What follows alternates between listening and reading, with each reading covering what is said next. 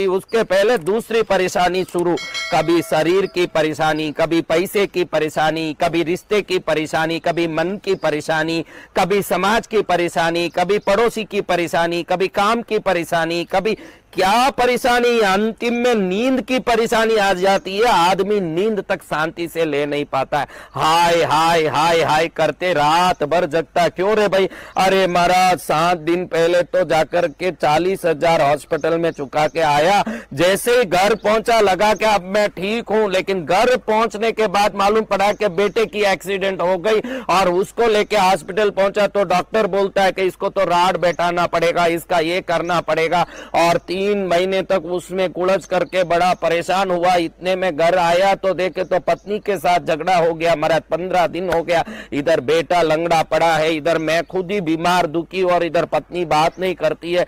1000 तकलीफें जब आती है तो समझना कि घर के हर व्यक्ति के ग्रहों में कोई ना कोई प्रकार की गोचर बुद्धि खराब हो चुकी है।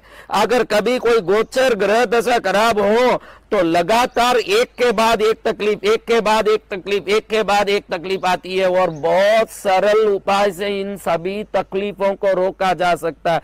महाराज 5 दिन भी हम घर में शांत नहीं रह पाते। ऐसे बोलने वाले लाखों लोग हैं मेरे पास कि भाई हम 5 मिनट भी शांत नहीं रह पाते, कुछ ना कुछ लफड़ा, कभी दुकान में काम में नुकसान हो जाए, कभी शरीर में बीमारी आ जाए, घर में अनबन हो जाए, कभी घर को देखो तो कोई भूत बंगला जैसे लगता है, घर खाता है महाराज, हमको घर में रहना ही अच्छा नहीं लगता। बाहर घूम घूम के कहाँ घूम के आए, वापस रात में सोने घर में ही आना पड़ता है, रात भर नींद उड़ जाती है महाराज, अशांत है। शास्त्र ने बहुत सरलता से एक उपाय बताया है, इतना सरल उपाय है कि घर के हर व्यक्ति की ग्रह दशा खराब, हर व्यक्ति के भाग्य खराब, हर व्यक्ति के काम नहीं हो रहे, इतने सारे तकलीफें, तो एक छोटी सी उपाय बताऊं, करके देखिए। अगर काम कर लिया तो आपके लिए फायदा ही है, आपको नुकसान कुछ नहीं है, आप करके देखिए। क्योंकि संतों की वाणी शास्त्र की है, और शास्त्र ने धरती के कल्याण के लिए बहुत बातें बताई। क्या करना महाराज? बहुत सरल उपाय है। अगर आप लगातार कोई ना कोई बीमारी से घर में लोग परेशान होते हैं, कोई ना कोई नुकसान से परेशान होते हैं, घर में रिश्ते में परेशानी है, या कोई ना कोई मन की आपत्ति विपत्ति से परेशान रहते हैं, तो बहुत सरल उपाय बता रहा हूं कि देखिए, ये एक कद्दू है, पीला कद्दू, ये पीला होता है, एक सफेद होता है बड़ा सा, जिसके ऊपर पूरा सफेद सफेद ऐसे एक बड़ा लगा होता है कोटिंग जैसे। ये पीला, इसको काटो तो पूरा पीला पीला होगा। ये पीला कद्दू ये खरीदिए, ज्यादा भी नहीं। ये कितने का होगा भाई? ये कितने का होगा बोलो? 10 रुपए में तो कौन देगा? तो कृष्ण भगवान के समय में आया लगता है। 10 रुपए में तो कोई नहीं देगा बेटा। मैं खुद ही बाहर जाता नहीं बाजार में, तुझे पूछता हूँ कि कितने का होगा, लेकिन इतना तो मुझे समझ आएगा 10 में तो ये नहीं देगा। केला ही देगा अब 10 में।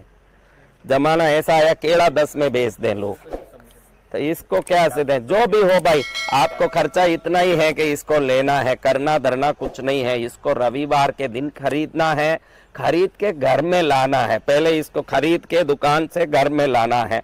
घर के अंदर आप अपने देवस्थान में इसको 2 मिनट रख के प्रार्थना कर लो कि मेरे घर के आला भला ग्रह दशा पीड़ा सब मुक्त हो जाए। शास्त्र में बताया है कि इसका दान देने के बाद, दान की तो अपने आप में महिमा है, लेकिन हर एक वस्तु की अलग अलग दान से अलग अलग शक्तियां मिलती है। अन्न दान करो अलग शक्ति है, स्वर्ण दान करो, चांदी दान करो, हस्व दान, हस्ती दान, कई दान, ऋषभ दान, गाय गौ दान, भू दान, कितने दान बताए हैं।